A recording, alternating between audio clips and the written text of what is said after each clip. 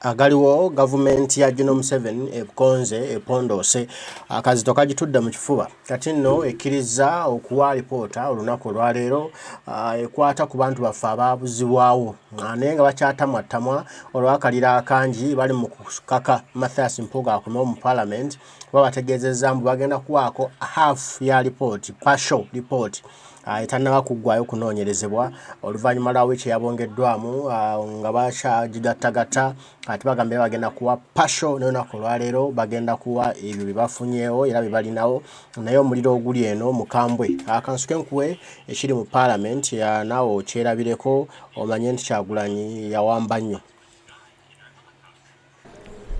Members free sitting. I've seen somebody very heavy. Thank you very much, Right Honorable Speaker. Right Honorable Speaker, I raise to thank you so much for putting this matter of human rights on the agenda of this Parliament. We who sit this side of the House, Honorable members, we have been looking very ugly. Propua first seat. I don't want us to discuss anything on human rights. We will debate on human rights tomorrow. It is going to be on the order paper. Let the report come. We'll look at it as it comes. Let's not speculate. And I know you're one of the senior leaders in this house, and you know very well that we don't debate in anticipation. But you can tell us something. Much obliged, Right Honorable Speaker. Certainly, I don't have the contents, and I would not divulge the any contents of what will be presented tomorrow because I don't have the statement. I was only saying thank you very much because we are looking very ugly with this side. People are asking where is the other side in the house.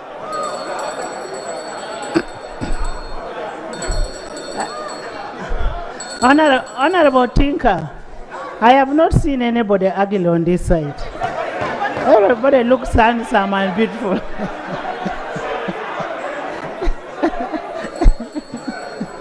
And Honorable Tinker, you are the most handsome man.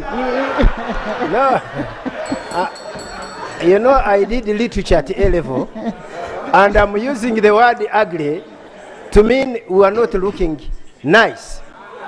In the Honorable those Tinker, who advocate for human rights. Honorable Tinker, let's leave that. We'll handle it tomorrow. Nobody looks ugly. The issue is, if you have a problem and you say, give me this time, we will give you, even if it is any other person. But the fact is, the report is coming tomorrow on the floor. We will discuss it. Much obliged, Right Honorable Speaker. Thank you. Macho?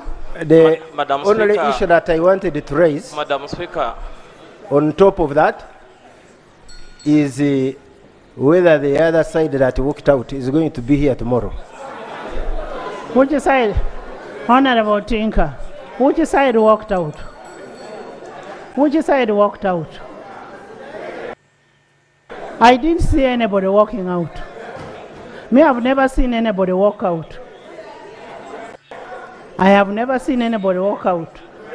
Madam Speaker, Madam Speaker, this is the most, I would say, beautiful and handsome house of legislation of the Republic of Uganda. And I'm happy that everybody is in the house, including the whip of FDC. There's also, but Honorable the Attorney General. We have the Attorney General, and we have Honorable Ebwalu, one of the senior leaders of FDC. Everybody is in the house today. Therefore, Madam Speaker, I want to appreciate in your communication. You did really give government support to come tomorrow and give a submission concerning the challenge that we have been having. But my question comes, up to when will you be awakening the ministers? I therefore pray that it is high time for our dear president to reshuffle and to reshuffle his cabinet and give some of those members propositions to become active. Because all the time when you don't call ministers to come and give submissions, they don't come. They don't come at all. Madam Speaker, I believe that there is fatigue in the cabinet. There is need of shake-up so that we can have an active cabinet to deliver the manifesto of the national resistance movement. Honorable, can I have order? Honorable members,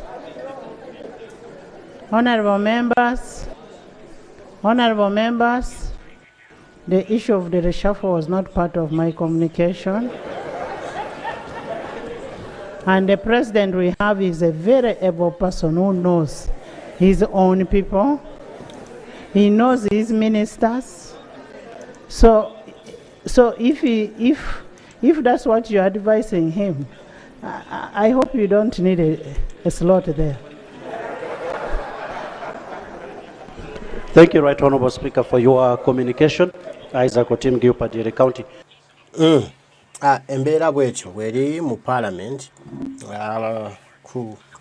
komawo kukakkanya embeera kubanga kibayitiriddeko kibazitoye oba yawatandise n'okwebuzaabuza mbu tewali baafuluma neebo omubuuza awo nti leader of opposition aliwa ajja kanula maaso.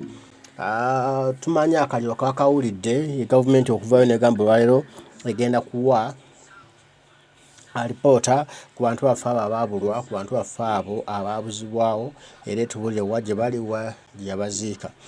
Kati bano bali mu kwegumyagumya, tebaagala kulaga nti no opposition ne defeat nze naye kijja kweraga kyokka olunaku olw'enkya. Olunaku kigenda kweraga kyokka buli omu akakase, buli omu amanye ekituufu nti nali Kyagulanyi akuba omupiira. Tuwulire ne kano. No, the Minister of Security wrote to me and asked for an additional 1 week, which ended yesterday. Mu lutuula lw'olunaku olwaleero, Speaker abadde atutte akabanga ng'alabula abali mu kwediima omudumu agukyusizza n'agutunuuliza gavumenti gy'alagidde amangu ennyo okunnyonnyola amayitire g'abantu aboogerwako obutasukka lunaku lwa nkya kuba obudde bwe baasaba okubongeramu bwaweddeko. I am now directing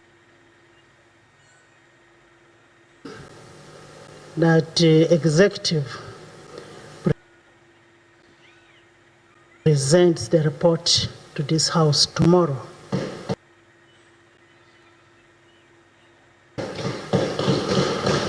Mu ngeri y'agatatya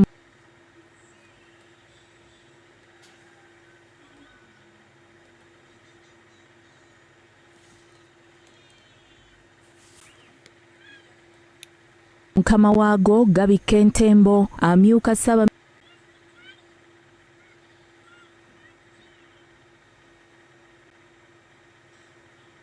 Minisita owookusatu Lukiya Nakadaama yeesimbye bwa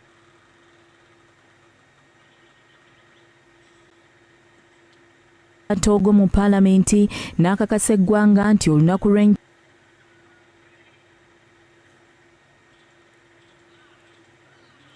bagenda kunnyonnyola amayitire g'abantu aboogerwako.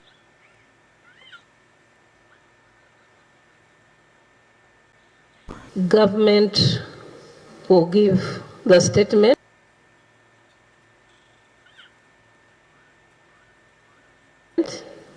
as you have directed.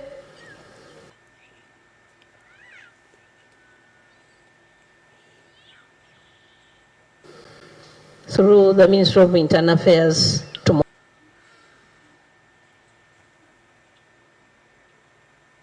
tomorrow. I just want to assure you that it will be here tomorrow. kyokka omumyuka w'omukulembeze w'eggwanga olumuyise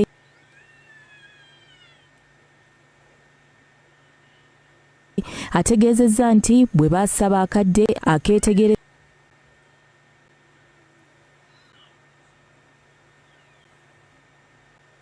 bye bazudde kaabaweebwa mu mutima mulungi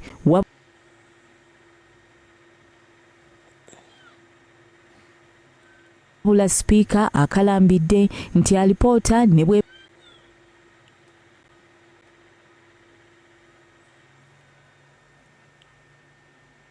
ya kitundu wakiri bagireete that let's work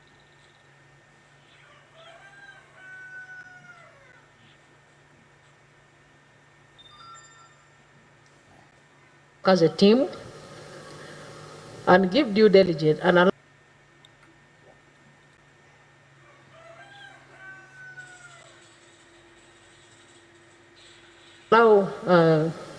appropriate time to those that are handling the matter. If they are here on the floor of the House and they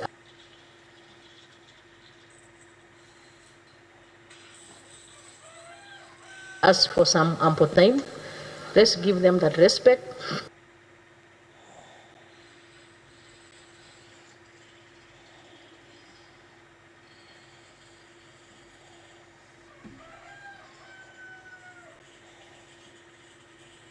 So that they do due diligence and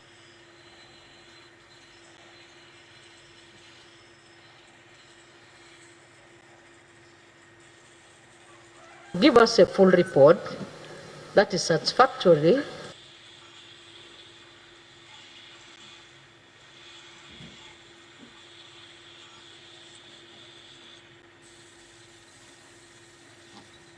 And that is fact.